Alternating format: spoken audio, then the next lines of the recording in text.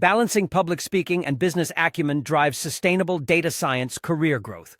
After spending time both as a mathematician at UIS and then in the strangest little corner in the world at MIT where everybody speaks this kind of arcane, heavily technical language, I came out of that not being able to describe what I was doing to anybody, right? And that was to my detriment. So, you know,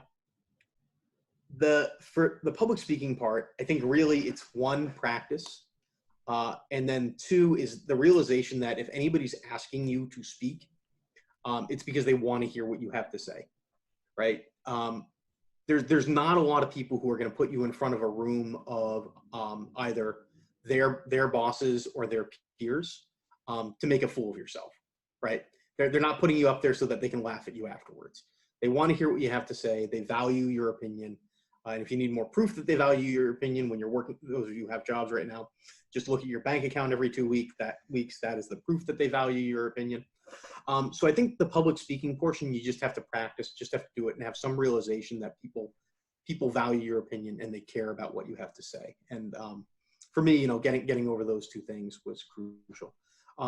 As far as the understanding business value, that was another one that I really learned a lot in my first data science role, which is, you know, I was doing this project on natural language processing, and you know, I was also watching a colleague of mine do one, and what I realized is I kind of got like 90% of the value after week one, and that was actually good enough for them to go save several $1,000,000.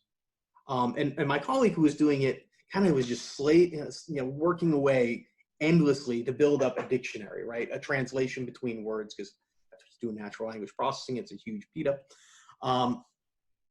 And the project just never ended and never got delivered.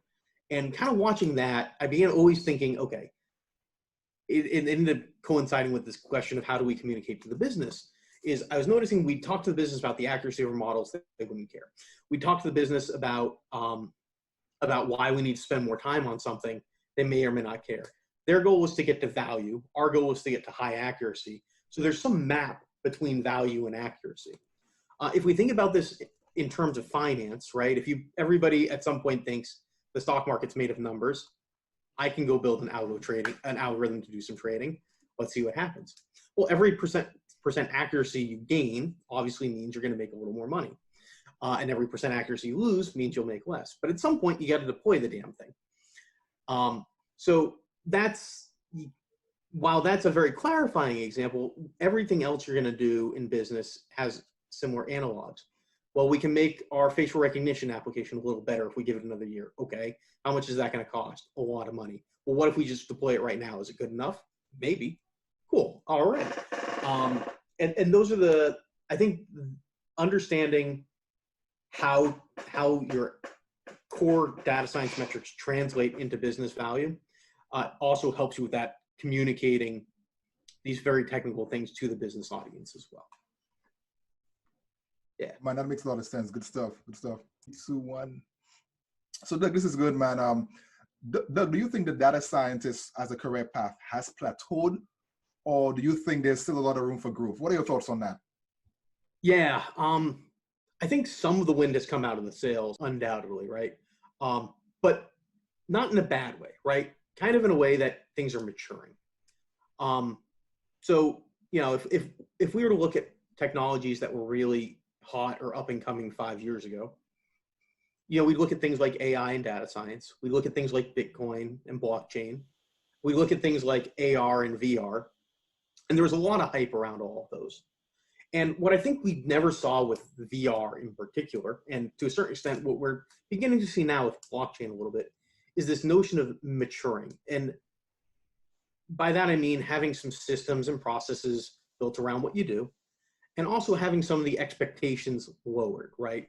No one seriously talks about AGI, right? Artificial general intelligence in industry anymore. And you know, a few years ago, everybody who did auto ML basically claimed they were doing AGIs. No, you're not. What are you doing?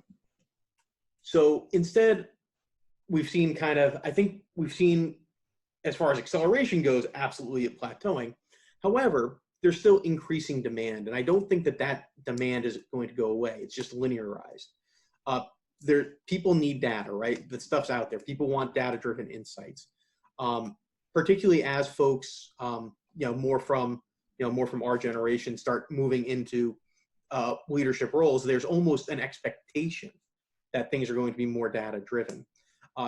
Consumers have expectations that their devices be smart, that the things they interact with are smart. So I think we're going to continue to see a growth of data science. We just won't see the exponential rise we've seen the last few years. I don't see it going anywhere anytime soon. I think people just have this expectation that the world be data driven, and that's not a bad thing. Yeah, I'm with you. That makes a lot of sense to me. And I'm going to give you a hypothetical situation here, which has probably happened to you before. So imagine you're maybe at a conference or just at a coffee shop, and a young person who's in high school comes up to you and says, "Hey, I'm a senior in high school. I want to be a data scientist." What would you advise them at that point? So actually this happened to me earlier this year. I was doing a favor for somebody, and they sent their kid to talk to me, and they said, "I want to be a data scientist." I think they were a freshman or something, right? And the first thing I would say is, well, why do you think you want to do this? Because as I'm sure everybody on the line can tell, who's studying computer science or math or anything quantity can tell you, it's not easy, right? Like, wouldn't it be nice to just languish away in the literature department where anything is anything, and you're not up till 4 a.m. trying to figure out why your port isn't responding? That'd be great. And instead you could just, make a claim and never have to back it up with data or evidence or a proof. Wonderful.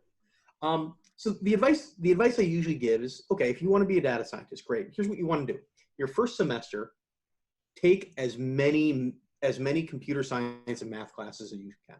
It's going to be the hardest semester you've had, and you're going to figure out very quickly if you like this or not. Take Calc 1 or Calc 2 or Calc 3, whichever one you're in. Take the most advanced, don't take intro to programming. Take, data structures, or take dynamic programming or algorithms, right? Don't take, I guess you have to take usually your freshman writing seminar.